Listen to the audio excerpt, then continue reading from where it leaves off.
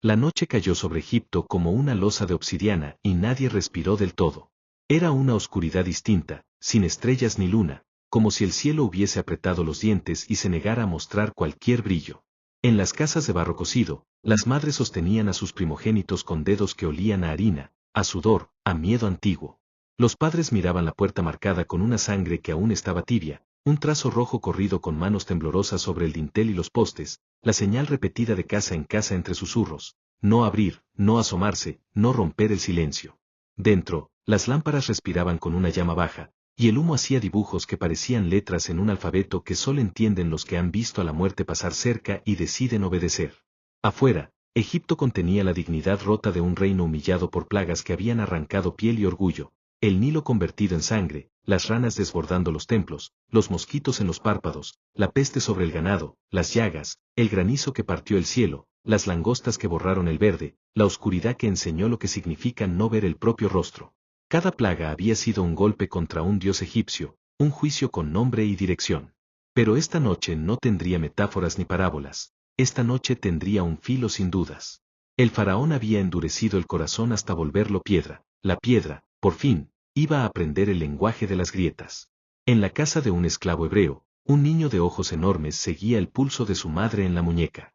No te duermas, le dijo ella sin voz, como si dormir fuese una puerta más que también hubiera que cerrar desde dentro. El padre se acercó a la entrada y tocó el dintel con los dedos teñidos. La sangre en la madera lucía recién puesta, un brillo oscuro que atrapaba la luz de la lámpara. El cordero había sido sacrificado al atardecer, sin huesos rotos, asado entero, comido con pané sin levadura y hierbas amargas que rasparon la lengua como un recordatorio. Lo dulce vendrá después, esta noche es para la memoria áspera. Los pies calzados, el bastón en la mano, la túnica ceñida, el equipaje apretado contra el pecho. Comer deprisa, como quien cena en el vestíbulo del Éxodo. Esperar en silencio, como quien escucha llegar la marea. Entonces cambió el aire. No fue viento. Fue ausencia. Una sustracción de algo que nadie sabe nombrar porque normalmente siempre está ahí. Los perros dejaron de ladrar, los insectos dejaron de frotar sus alas, las hojas dejaron de jugar con la sombra. Egipto entero contuvo su hábito de sonido y quedó desnudo en su propia respiración. Desde lejos, desde ningún lugar, un temblor sin vibración comenzó a avanzar por las calles.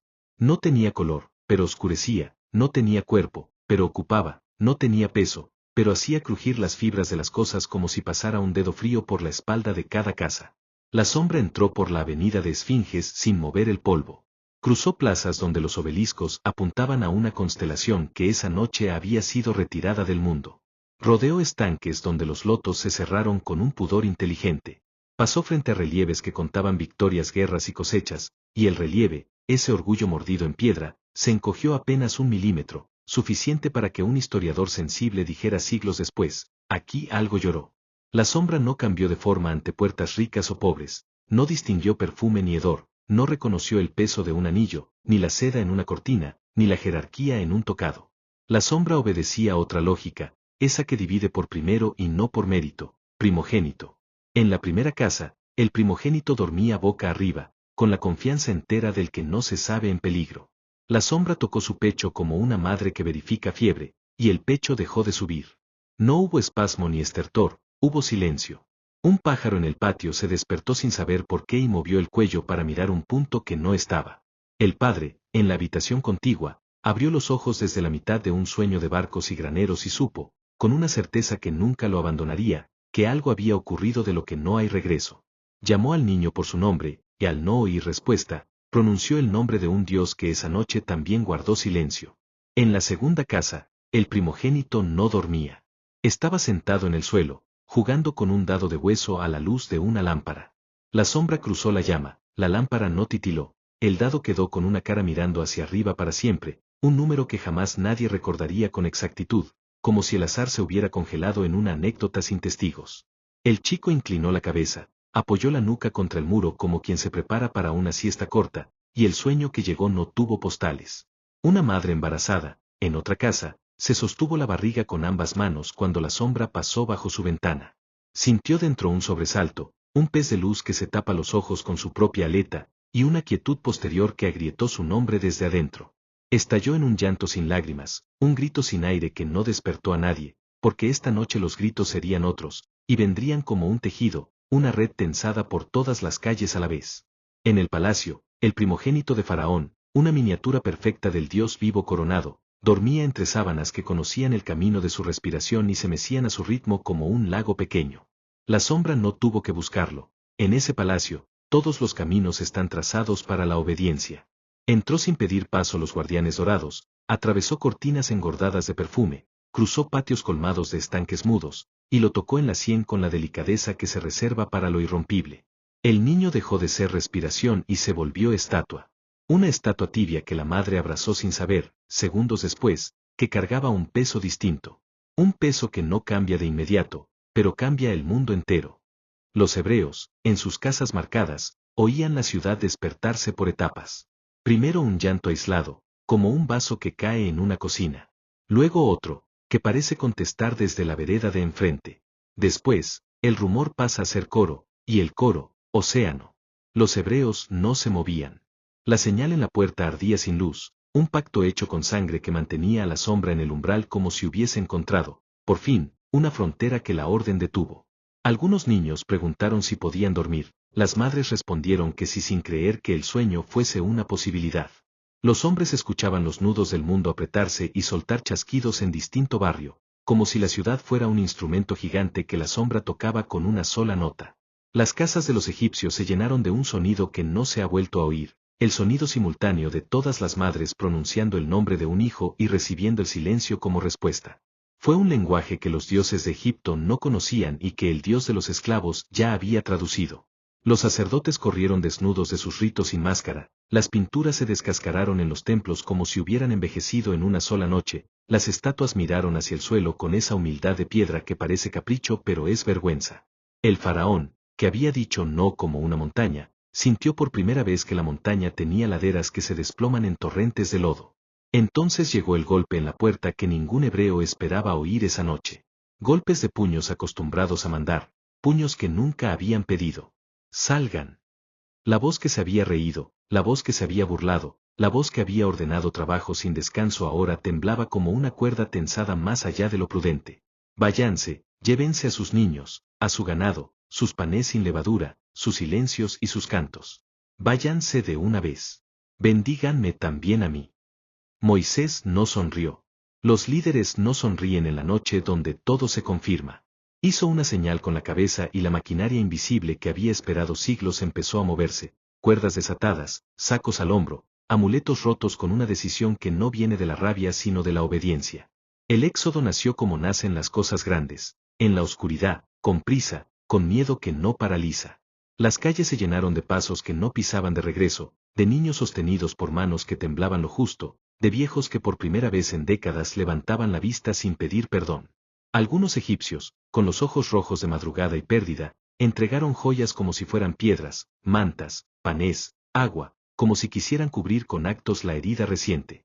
Y los hebreos, que aprendieron a ser esclavos y ahora debían aprender a ser libres, aceptaron esos objetos como quien recibe instrumentos para una música que aún no conoce. La sombra, detrás, no persiguió. No estaba programada para perseguir. No era cacería, era sentencia. Tocó las casas que debía, pasó de largo ante las puertas marcadas, cumplió su conteo bajo una lógica que nadie podía negociar, y se retiró como se retiran las mareas que saben exactamente dónde termina la playa. No dejó marcas visibles en las paredes ni en las camas, dejó otra clase de marca, esa que altera para siempre la manera en que un pueblo pronuncia la palabra noche. Cuando el primer borde de luz rompió el horizonte, Egipto ya no era Egipto. Era una maqueta resquebrajada del reino que ayer. Las escaleras tenían un grano distinto, los patios estaban más hondos, los canales parecían haber aprendido una gravedad más grave. En una terraza, una madre egipcia besó el cabello quieto de su hijo muerto con la lentitud de quien está copiando el mapa de un país sobre la piel. En un portal, un padre hebreo tocó el dintel seco y prometió contar a su hijo, el que vivía, la historia con todos los detalles, sin ahorrar las amarguras ni adornar los milagros. Un cordero, una mesa, una sangre, un filo invisible que obedeció a una voz, una puerta que no se abrió, un camino que sí. El desierto, al frente, respiraba con ese aliento de horno que solo conocen los que han vivido siempre en tierra de hornos. Pero el desierto no era amenaza, era puente. Detrás quedaba la noche más afilada que la historia recuerda. Delante, la columna que nadie había visto todavía, ese pilar de nube y fuego que enseñaría lo que el miedo no enseña, caminar. El pueblo se puso en marcha con el trote desparejo de los recién nacidos, y cada paso era una sílaba, y cada sílaba decía la misma palabra, salida. En el palacio, el faraón dejó de parecer un dios. Tenía los ojos de un hombre quebrado en la única línea que los reyes no pueden soportar, la línea que pasa por su sangre. Los consejeros hablaron de orgullo, de honor, de perseguir. La noche aún estaba húmeda cuando el deseo de corregir lo irreparable le llegó como un vicio. Iremos tras ellos. Porque hay dolores que, en lugar de doblar las rodillas, afilan las espadas. Porque hay pérdidas que no aprenden la lección, sino que multiplican el error. Porque el corazón que se hace piedra, si no se deshace, decide partirse en la carrera. En algún punto entre la última casa marcada y la primera duna, un niño hebreo se volvió a mirar la ciudad que lo había visto nacer y lo había nombrado esclavo antes que hijo. No lloró. Levantó la mano y la sostuvo abierta, como si quisiera medir con los dedos la distancia entre un mundo y el otro. Luego la bajó y apretó más fuerte la mano de su madre. Alguien cantó, bajito primero, después en ronda, una melodía pobre para una noche rica en memoria. Los demás se unieron con voces ásperas. La canción olía a hierbas amargas. También a pan sin levadura. Y, por primera vez, olía a futuro. La sombra, en su guarida, si es que las sombras tienen guarida, no pidió aplausos ni tributos. El filo invisible no reclama. La obediencia no presume. La sentencia cumplida no posa para mosaicos. Pero en las paredes donde los artesanos pegan colores con paciencia de siglos, una grieta finísima dibujó una línea que ningún restaurador logró suavizar jamás. No por falta de técnica. Por exceso de historia. Porque hay noches que marcan el yeso con letras silenciosas que dicen, aquí pasó algo que no cabe en un relato, pero que un relato debe intentar nombrar, para que los hijos de los hijos no confundan el miedo con el milagro ni la sangre con el azar. Y así, mientras el sol subía por encima de los templos heridos, el mundo se acomodó para ver el camino de un pueblo que, con las manos aún rojas de marcar puertas, llevaría consigo la memoria de una sombra que supo obedecer y de una sangre que supo proteger. La muerte de los primogénitos no fue solo el golpe final a Egipto, fue un acto que reordenó el cosmos. Hasta ese momento, las plagas habían sido castigos visibles, físicos, materiales. Pero aquella noche el conflicto subió de nivel, ya no era tierra contra cielo, era espíritu contra espíritu. El texto no dice la muerte entró, dice el destructor pasó. Esa diferencia lo cambia todo. No fue un viento, ni una enfermedad, ni una figura encapuchada con guadaña. Fue una presencia, un emisario de poder absoluto que avanzaba con precisión matemática, casa por casa, puerta por puerta, nombre por nombre. La muerte, esa noche, tuvo instrucciones. Los antiguos egipcios creían conocer el alma mejor que nadie. Tenían jeroglíficos para cada parte del ser, el Ka, el Bea, el Ak. Habían construido templos y rituales enteros para controlar el tránsito entre la vida y el más allá. Pero esa noche, su ciencia espiritual se derrumbó. No hubo sacerdote que pudiera leer el humo. No hubo invocación que detuviera la sombra. Los papiros no sirvieron, las fórmulas no hicieron eco, los dioses guardianes de los muertos, Anubis, Osiris, Ra en su viaje nocturno, guardaron un silencio que no era reverencia, era impotencia. El contraste fue brutal. En las casas hebreas, la protección no dependía de fórmulas, sino de obediencia. La sangre de un cordero marcando la puerta. Simple, crudo, un símbolo incomprensible para la lógica humana, pero suficiente para detener lo invisible. No magia, sino pacto. Mientras Egipto confiaba en amuletos, encantamientos y jerarquías celestiales, los esclavos confiaban en una señal que solo tenía sentido porque alguien se los había ordenado. Y esa obediencia, ridícula a los ojos de los sabios, se volvió su escudo. Los místicos más antiguos decían que la sombra era un ángel que no mataba por odio, sino por justicia, que no elegía, solo ejecutaba lo que ya estaba escrito. Pero las interpretaciones modernas lo han llevado más lejos. Algunos científicos bíblicos han sugerido que lo ocurrido pudo haber sido una catástrofe natural sincronizada, una nube de gases tóxicos liberados por actividad volcánica, que se desplazó por el valle del Nilo matando a los que dormían más cerca del suelo, los niños. Pero esa teoría se quiebra en el detalle, la nube habría matado sin distinción, no habría respetado casas marcadas. La precisión del evento es lo que lo vuelve imposible. Y luego están las lecturas conspirativas, las que ven en esa noche un evento controlado por conocimiento antiguo, incluso tecnología desconocida. ¿Y si la sombra no fue una figura etérea, sino una forma de energía? Una fuerza dirigida, un tipo de radiación o campo invisible capaz de afectar selectivamente. ¿Por qué se ordenó marcar las puertas con sangre? ¿Y si esa marca no solo era símbolo espiritual, sino una forma de identificar vibración, frecuencia, materia protegida? Una advertencia para una energía programada para reconocer señales biológicas. Lo que para nosotros es fe, para ellos podría haber sido obediencia a instrucciones precisas de supervivencia. Los cabalistas medievales hablaban de el ángel que mide las respiraciones, el encargado de contar los latidos que cada alma tiene asignados. Lo llamaban el contador de alientos. Decían que la noche del Éxodo fue la única vez que ese ángel caminó entre hombres con paso audible. Algunos lo describían como una sombra con ojos de luz, otros como un reflejo que no necesita fuente. La Biblia solo lo llama el destructor. Y su tarea no fue exterminar, sino limpiar el tablero.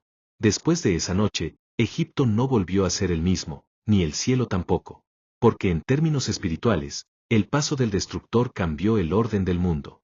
Hasta entonces, el poder de los faraones se consideraba absoluto, su linaje divino, sus primogénitos extensión de los dioses. Al morir el primero, el trono quedó mutilado. El hilo sagrado que unía a los hombres con lo eterno fue cortado del lado equivocado. Y con ese corte, Egipto dejó de ser el corazón del mundo y se convirtió en ruina, en lección, en advertencia. Pero aquí está lo más brutal, el mismo evento que trajo muerte a Egipto trajo vida a Israel. Lo que para unos fue condena, para otros fue liberación. El mismo filo que corta puede también abrir camino. Esa dualidad atraviesa toda la historia bíblica. Cada acto divino tiene dos caras, una visible y otra invisible, una que destruye y otra que da nacimiento. El ángel que mató a los primogénitos fue también el que abrió las puertas del Éxodo. Y quizás ahí está el mensaje oculto de esa noche, la libertad siempre nace en la frontera del juicio. Los registros egipcios no lo niegan del todo. Algunos papiros, fragmentados por el tiempo, hablan de una gran calamidad que azotó el valle, de llantos en cada casa, del hijo del rey muerto por un fuego invisible. Los arqueólogos discuten su autenticidad, pero las coincidencias son demasiadas. Un texto del papiro Ipuer dice, el hijo del hombre noble yace en la tumba, y los niños de los esclavos están libres. Si no fuera porque el documento está escrito en lengua egipcia, parecería un eco del Éxodo. Lo más inquietante es que este patrón no es exclusivo de Egipto. En casi todas las culturas antiguas hay un relato sobre una noche de sombras que pasa pesando almas, seleccionando a quienes deben quedarse y a quienes deben partir. En la tradición sumeria, se habla de Namtar, el mensajero de la muerte. En la mitología persa, de un ángel oscuro que cubre las casas de quienes no llevan la señal. Todos ellos parecen ecos del mismo evento primigenio, contado con distintos nombres, pero con la misma estructura, oscuridad, selección, silencio. Y si fue real, si esa fuerza invisible fue más que mito, significa que todavía existe, esperando su próxima orden. Porque el texto no dice que fue destruida, solo que pasó y se retiró. Que obedeció y volvió al lugar de donde salió. Eso deja abierta una pregunta que resuena desde hace milenios. ¿Y si algún día vuelve a caminar? ¿Y si el destructor, el mensajero del juicio, aún tiene rutas por cumplir? El amanecer sobre Egipto no trajo alivio. Trajo revelación. No había ejército enemigo en las puertas, ni cataclismo que culpar, ni tormenta que borrar las huellas. Solo un silencio espeso que pesaba más que cualquier palabra. Los templos amanecieron con los altares vacíos, los sacerdotes sin voz, los dioses tallados mirando hacia el suelo. Aquella noche había demostrado algo que ninguna civilización quiere admitir: el poder humano, por más monumental, se deshace cuando lo invisible decide pasar. Esa noche partió en dos la historia. No solo porque liberó a un pueblo esclavo, sino porque destruyó la ilusión de que el hombre puede controlar lo sagrado.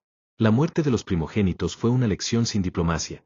El juicio no pide permiso, el equilibrio se restablece sin aviso, y los dioses que no son reales no responden cuando la oscuridad exige cuentas. El faraón, que creía dominar la vida y la muerte, despertó como cualquier hombre, con un cadáver en los brazos y una pregunta que no tiene respuesta: ¿por qué mi hijo? Esa pregunta sigue viajando por los siglos, golpeando templos, tronos y corazones. Para Israel, en cambio, fue el comienzo. Pero un comienzo que sangra. No hubo júbilo inmediato, solo silencio, cansancio y una gratitud que dolía. Porque sabían que la sangre en las puertas había detenido la sombra, pero también sabían que esa misma sombra había pasado cerca, tan cerca que aún podían olerla en el aire. La libertad comenzó con un temblor, no con una celebración.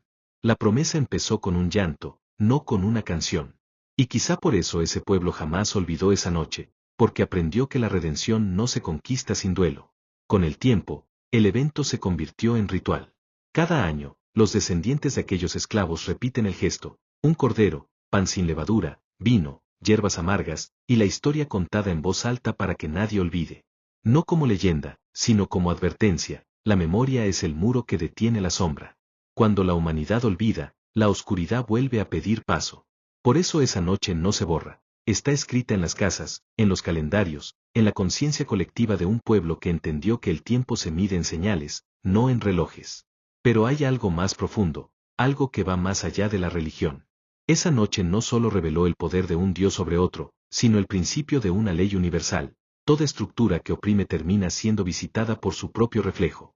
Cada faraón, cada imperio, cada sistema que se alimenta del sufrimiento de los débiles, está trazando el mapa por donde caminará su destructor. No importa si lleva túnica, uniforme o traje. La sombra siempre encuentra el camino. Hoy, los académicos llaman mito a lo que los antiguos llamaron milagro. Hablan de gases, epidemias o coincidencias. Pero hay algo que no pueden medir: el patrón. Cada vez que el mundo se llena de arrogancia, cada vez que una civilización se convence de que puede reemplazar lo divino con su propia lógica, algo invisible se levanta para recordar los límites. No siempre tiene forma humana, ni alas ni espada. A veces se manifiesta en colapsos que nadie vio venir, en crisis que atraviesan generaciones, en un silencio que derrumba ciudades más rápido que los ejércitos. La sombra que caminó por Egipto esa noche sigue viva como símbolo y como advertencia. No camina ya con forma, pero sigue pesando los corazones, sigue buscando las puertas sin señal, sigue probando la obediencia de un mundo que ya no cree en señales. Y tal vez esa sea la ironía más grande: la humanidad moderna, que se ríe de la superstición, ha borrado las marcas de sus puertas y ha dejado abiertas las entradas a lo invisible. Si algún día la sombra vuelve, y el texto no dice que no lo hará, no necesitará sangre ni muros ni desiertos. Le bastará con el silencio de la conciencia. Porque el juicio no siempre llega envuelto en oscuridad, a veces llega disfrazado de indiferencia. A veces el destructor no toca los cuerpos, sino las almas que dejaron de sentir. A veces no quita la vida, sino el propósito. Pero mientras exista alguien que recuerde aquella noche, alguien que todavía pinte señales en su puerta aunque el mundo se ría, la sombra tendrá límites. Porque el poder del destructor siempre termina donde comienza la obediencia. Esa es la enseñanza más brutal del Éxodo. No se trataba de matar egipcios, sino de revelar que la vida y la muerte responden a una voz que no se ve, pero que todo lo sostiene. El humo del amanecer se levantó sobre Egipto y el eco de los gritos se fue apagando. Entre los escombros de su orgullo, un imperio comprendió que la eternidad no pertenece a las pirámides ni al oro, sino al recuerdo. Y en el desierto, un pueblo comenzó a caminar llevando consigo la historia de una sombra y la promesa de una luz. Desde entonces, cada vez que el hombre se pregunta si lo invisible aún camina entre nosotros, el cielo guarda silencio. Porque la respuesta no está arriba, está en las puertas.